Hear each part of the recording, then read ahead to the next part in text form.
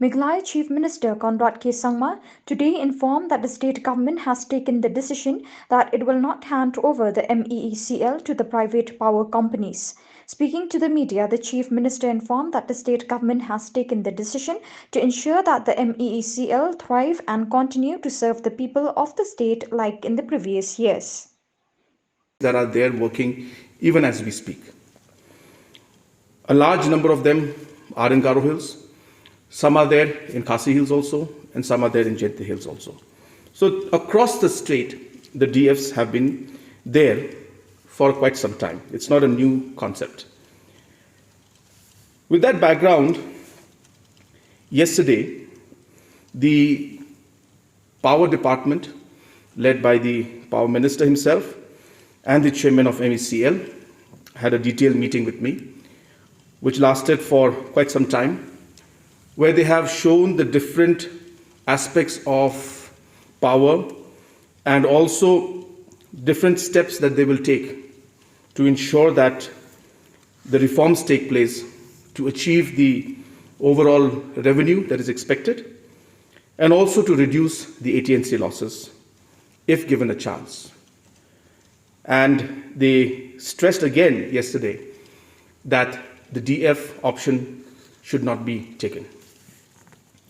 Similarly, I had a meeting and a discussion with the employees of MeCL also, and they have also expressed similar concerns in line with what the Honourable Minister Power has said, that DF option may not be taken and state government may give full budgetary provision, and the MeCL and its staff and engineers and the department would work together to ensure that the different targets that in case are put in will also be achieved.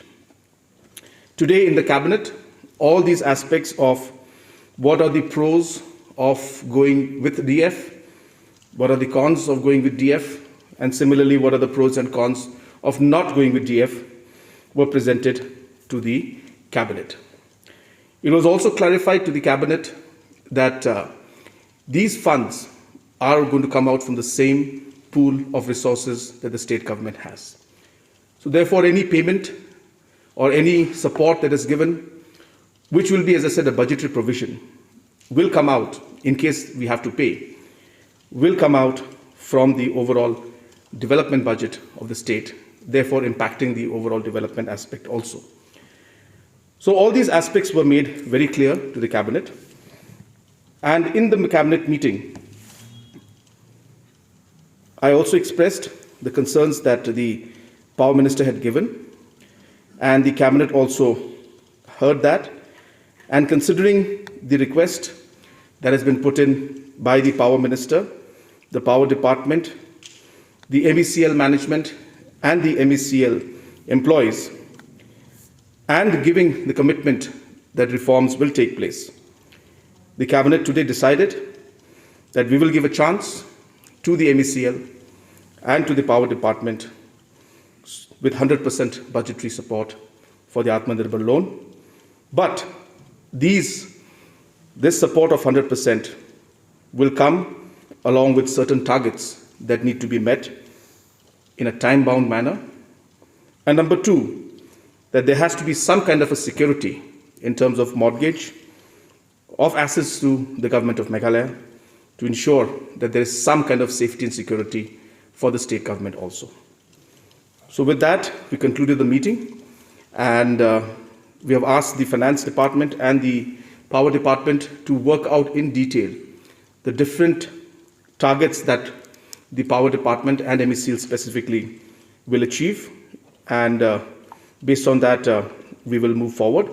But to REC and to PFC, we will be informing them that the 100% budgetary support will be given by the state government, which is what REC and PFC also wanted in the initial stage. But keeping the finances in mind, the state government's finance department felt that we should change that, and that is when the changes came in. So therefore, REC and PFC will not have any issue with this either. They will be happy when state government gives a budgetary support to them.